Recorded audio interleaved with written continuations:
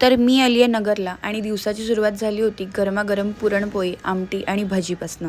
Actually दिवसाची सुरुवात नाही, ही दुपारच आहे. मीच थोडी उशिरा उठले होते. कालच्या व्लॉगमध्ये तुम्ही बघितलं असेल, रात्री मी उशिरा नगरला आले होते. तिथून पुढे काय काय झालं हे आजच्या व्लॉगमध्ये बघा. तर आम्ही निघालो होतो मोठा देवीच्या दर्शन करायला. मम्मीने त्यासाठीच ओटीचं सगळं सामानाची पिशवी भरली होती आणि आम्ही अण्णामामाची वाट बघत होतो.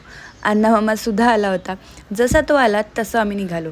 निघता निघता पहिलाच स्टॉप आमचा होता लस्सीसाठी. रस्त्यात एका ठिकाणी लस्सीचं दुकान दिसलं तर एक ग्लास घेतला, पण एवढी काही खास वाटली नाही. जी बाजारपेठेतली आपली आहे गंज बाजारातली द्वारका सिंगची, तशी लस्सी ही अजिबात नव्हती. फायनली मंदिरात पोहोचलो, दर्शन केलं आणि तिथे जरा वेळ बसलो. ह्या मंदिरात एवढ्या सगळ्या आठवणी आहेत. बऱ्याच लहानपणीपासून आम्ही सगळे भाऊ बहीण इथं यायचो आणि भरपूर मस्ती घालायचो. प्रत्येक कानाकोपऱ्यात छोट्या छोट्या आठवणी आहेत. हे मंदिर एकदम छोट्यापासून मोठं होताना बघितलेलं आहे. खूप छान वाटतं इथे दरवेळी.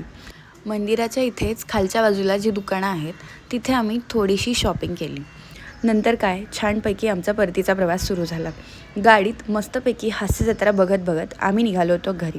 Thank you for watching. भेटूया पुढच्या व्लॉगमध्ये.